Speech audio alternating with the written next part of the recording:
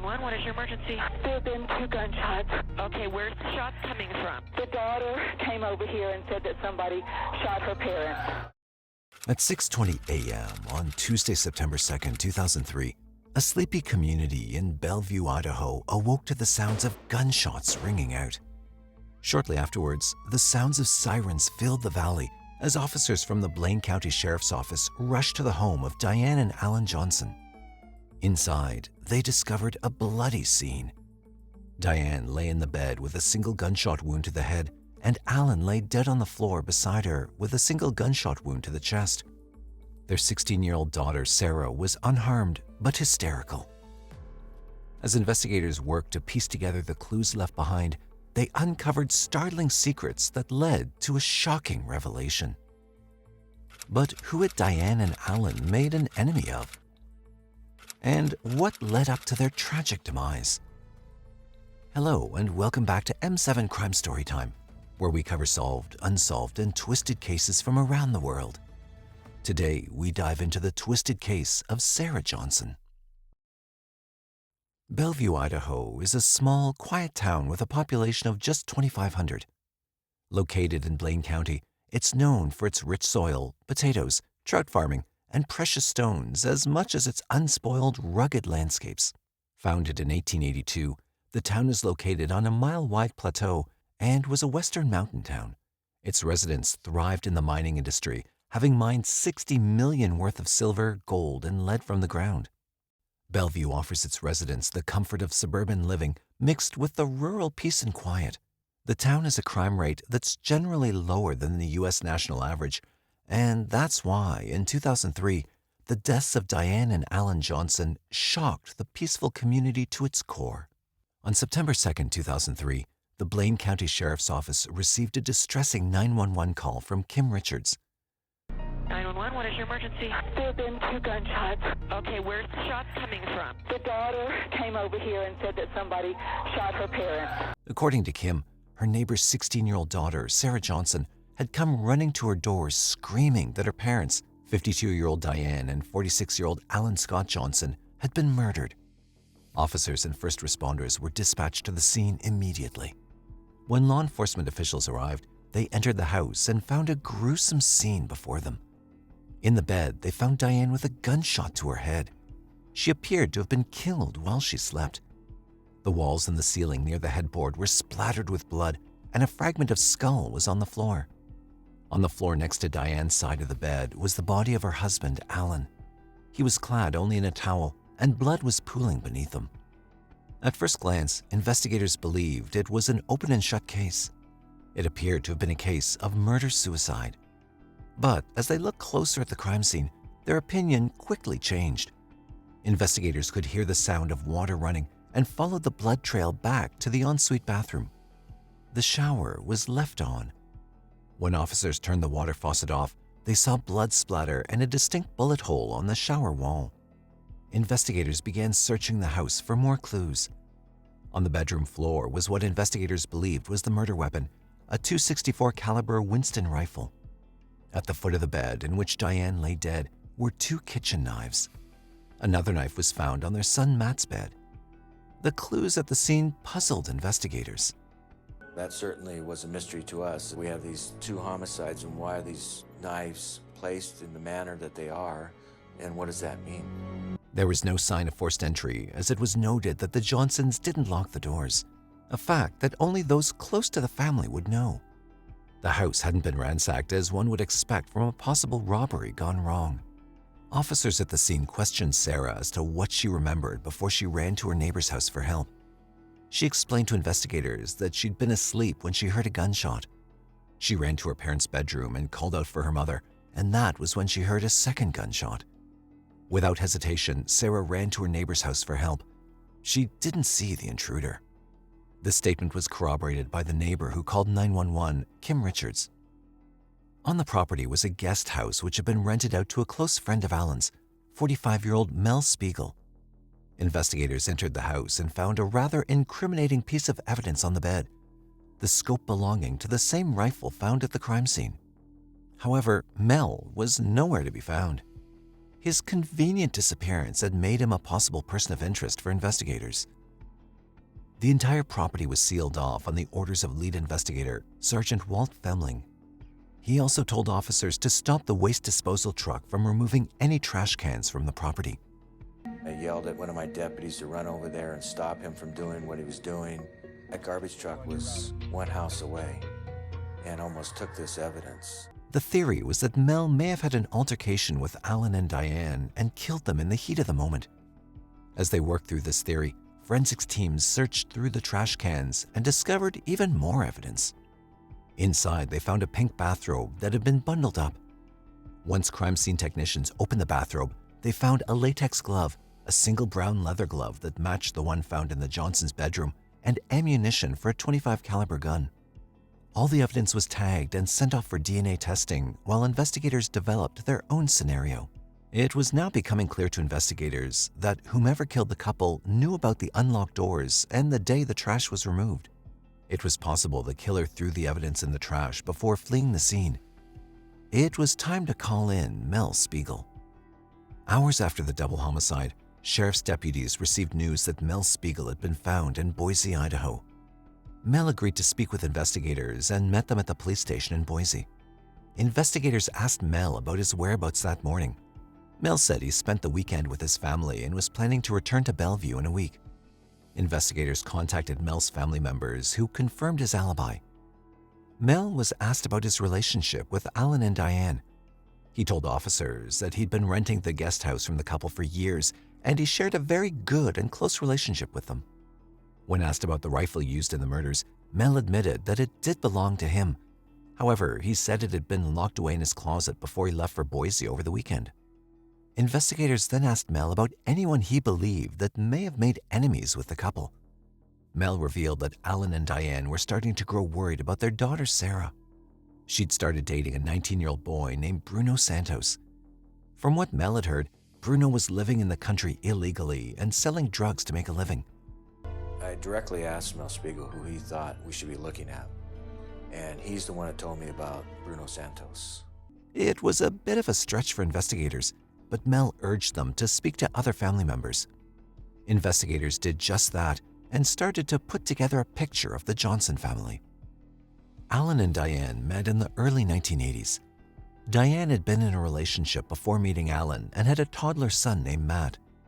The pair married in 1983, and Alan adopted Matt as his own son. They moved into a beautiful home in the quiet city of Bellevue, Idaho, and in 1987, welcomed their daughter Sarah Marie Johnson into the world on January 25, 1987. Alan was the co-owner of a landscaping firm in Bellevue, and Diane worked as a tax collector. Together, they'd made a beautiful home for their two children and were, by all accounts, a loving family. Alan was an avid hunter. He's just a wonderful guy. Diane, her passion was cooking. She was always doing something wonderful in the kitchen. The couple were also well known in their community, as Alan was an avid trap shooter, a common pastime for many in the community. In 2003, their family life had seemed harmonious to outsiders. Matt, who was 22 years old at the time, was away studying at the University of Idaho in Moscow, Idaho. Sarah had also been doing well at school and was part of her school's volleyball team. She was also the apple of Alan's eye. But investigators were about to uncover the family tensions that had started arising in the previous few months.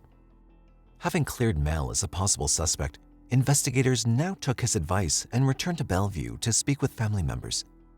As expected, everyone knew the Johnsons to be a happy and loving family. Investigators interviewed their son, Matt, who had returned from university, as well as Diane's sister and brother-in-law, Linda and Jim Favold. All three said that the family life appeared to be happy and normal. That was until Sarah met Bruno Santos. Matt, Linda, and Jim all agreed that Sarah dating Bruno had become a major point of contention in the family.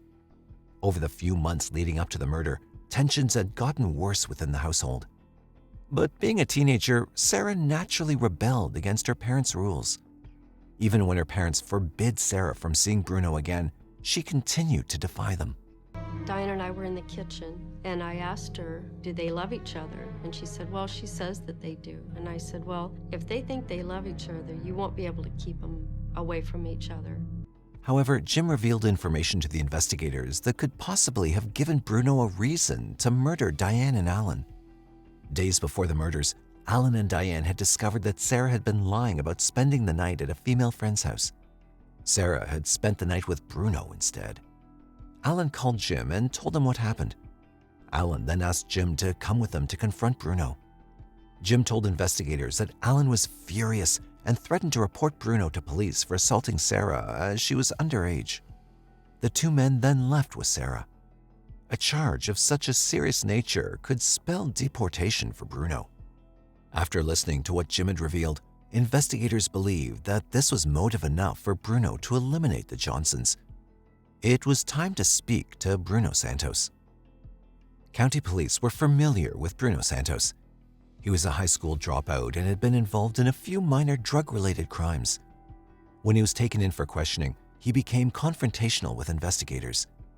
During his interview, he was arrogant and hard to deal with, according to investigators. He then told investigators that he proposed to Sarah and that she had accepted. I could describe him as a very cocky, arrogant young man, somewhat confrontational at times, pretty hard to deal with. He told me that he had proposed to Sarah, or asked her to marry him, which she said yes.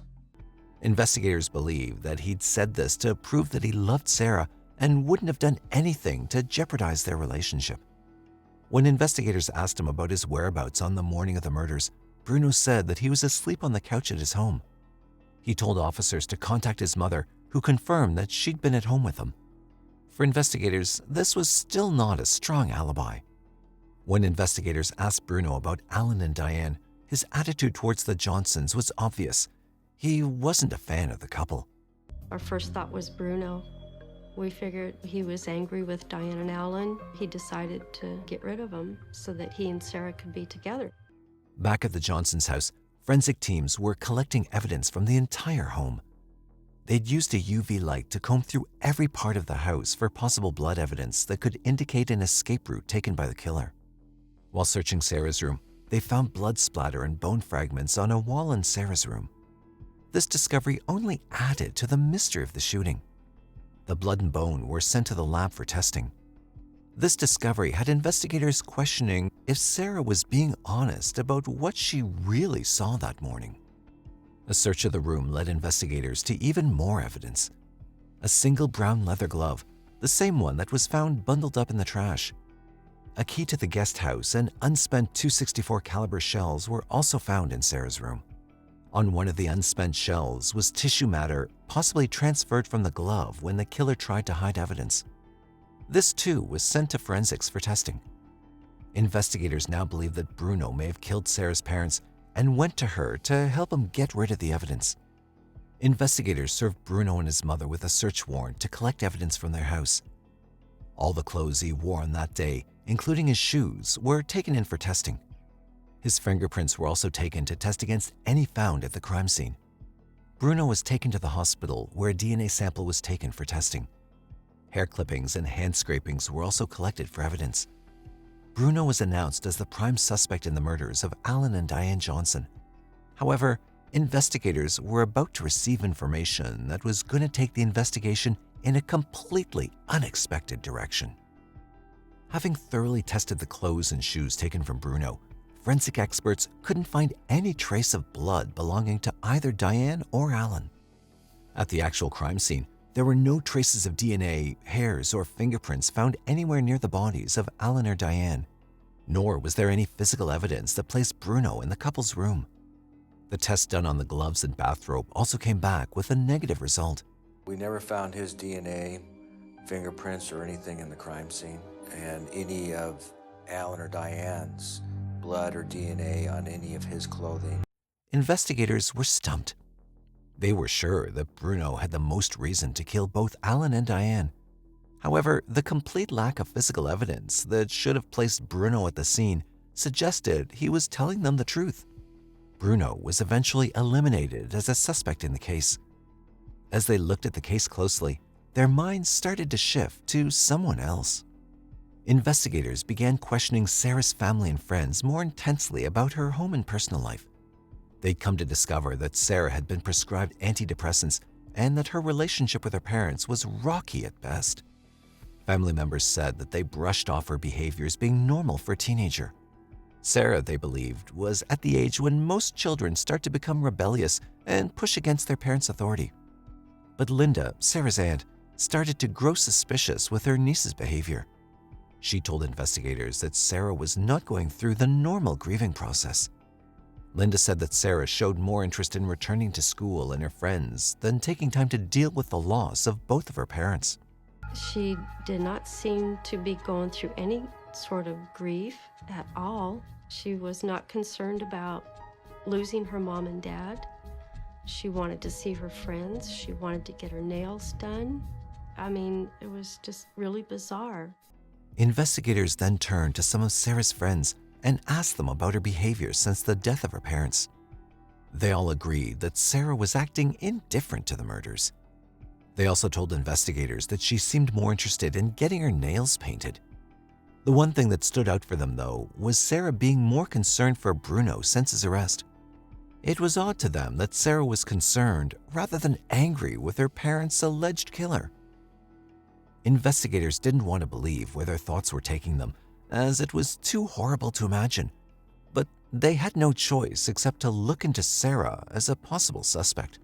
A 16-year-old girl could do this type of crime. And that was probably the hardest thing in my mind, is just trying to get through this idea that a young girl could do something so heinous.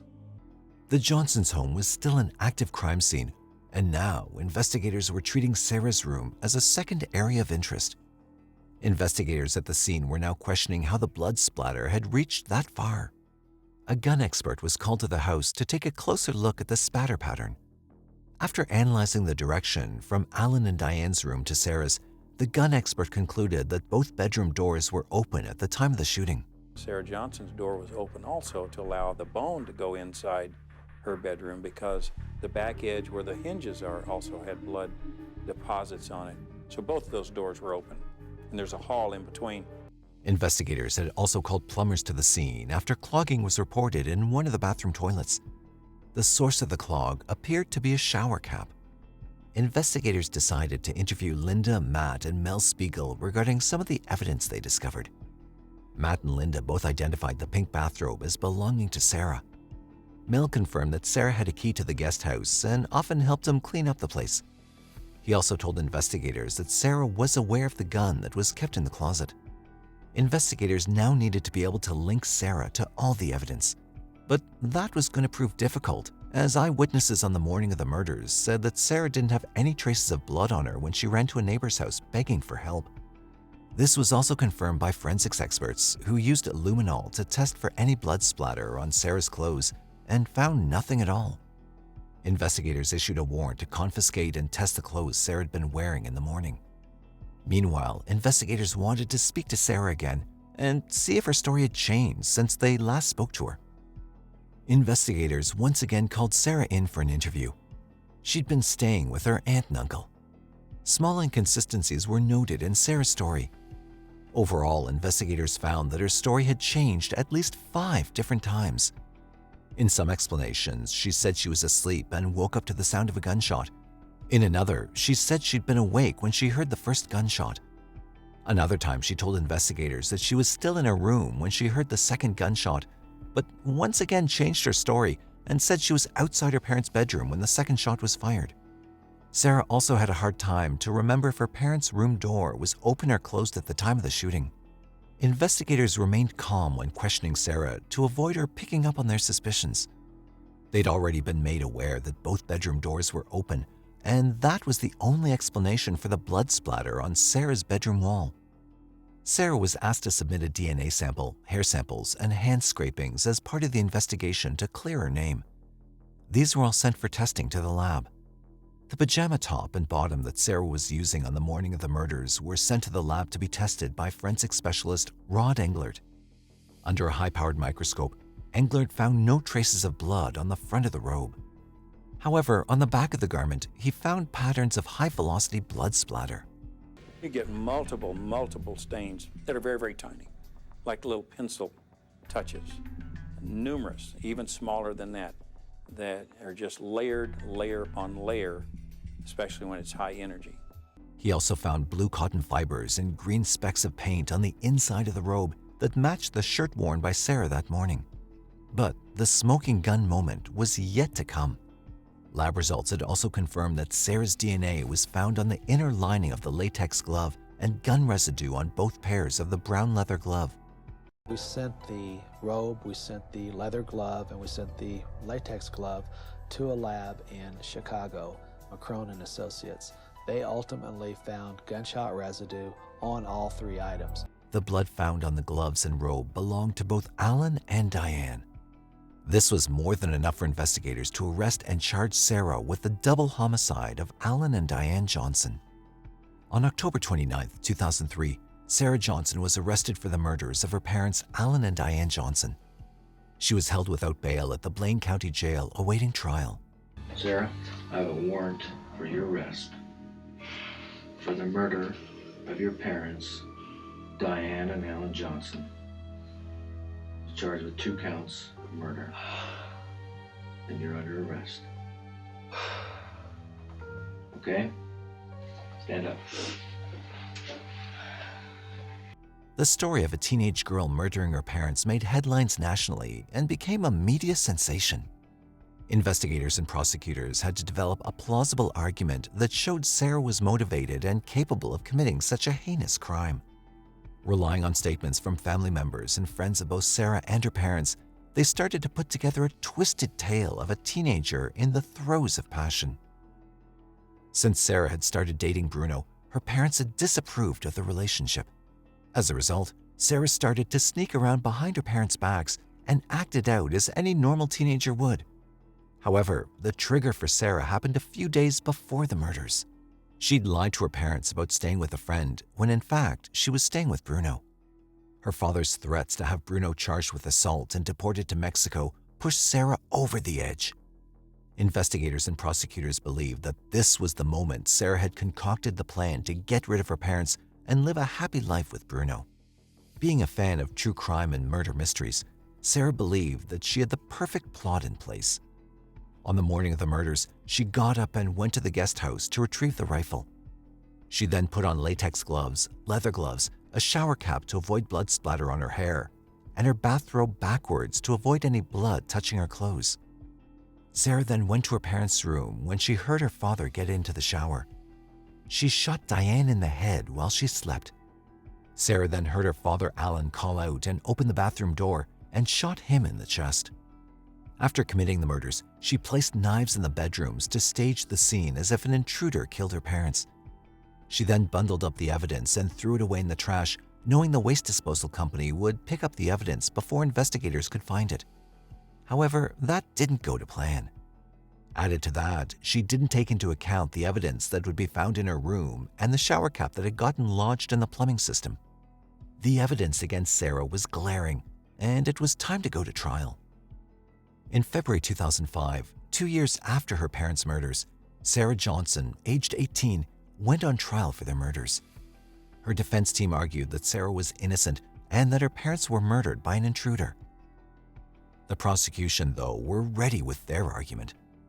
They presented the court with the physical evidence found at the crime scene and testimonies from family and friends that showed Sarah's behavior was strange since her parents were both killed. There were 3 people in the Johnson house that morning when Alan and Diane were murdered. 2 of them did not come out. 1 person came out alive. That person sits right there. Sarah Marie Johnson. Most damning of all was the testimony of Bruno Santos, who not only wanted to clear himself of the murder at the trial, but provided the jury with evidence of Sarah's state of mind before the murders. Bruno testified that he and Sarah had agreed to get married, and Sarah had even told him that they could live in a big, beautiful house and be happy with just each other. Bruno also told the court that Sarah always spoke about how much she hated her dad and talked about shooting him. After 5 weeks of testimonies, proof of evidence, and crime scene explanations, the jury had come to a decision on March 16, 2005. Sarah, aged 18, was found guilty of 2 counts of first-degree murder. She was sentenced to life in prison without parole to the Pocatello Women's Correctional Center in Idaho. Sarah has since made several appeals to have her life sentence reduced. However, all her appeals have been denied and she still remains in custody. Following Sarah's sentencing, the remaining family members have spoken out publicly about their feelings towards Sarah and her actions. The deaths of Alan and Diane have devastated their family entirely. The majority feel that Sarah was at fault and deserved the punishment she received. Sarah's brother Matt believed that Sarah showed no remorse for murdering their parents. He said that if she were ever given a second chance, she'd do a better job with the murders to avoid being caught. Mom and Dad treated you like a princess. I don't know why you threw it away. Of all the things I miss their hugs. Their bear hugs.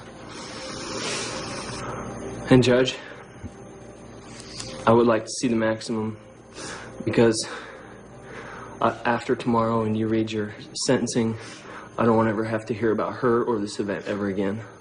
Pat Dishman, Diane's mother, spoke to Sarah during her sentencing hearing. She told her granddaughter that they still loved her, but that her actions had devastated their entire family. We have been devastated, absolutely devastated by the deaths of your dad and mom. And the devastation was even worse when we had to come to the realization of who did it. Alan's sister, Lynn Murrell, said that Sarah was spoiled and rotten and was capable of murdering another person if she was ever released. She asked the judge to consider never releasing her from prison. Today's case was one of a truly twisted and disturbing nature. To be capable of murdering one's own parents proved that Sarah Johnson only thought about herself and not of the devastation she caused for her brother and family. While they're left behind to pick up the pieces, Sarah remains behind bars for her senseless crime. So we ask you today, do you think that Sarah's truly capable of feeling remorse? Do you think that Bruno helped plan the murder with Sarah and sold her out in the end to save his own skin? Let us know in the comment section below. And if you found today's video interesting, please consider subscribing to our channel, hit that like button, and share our videos with other crime aficionados.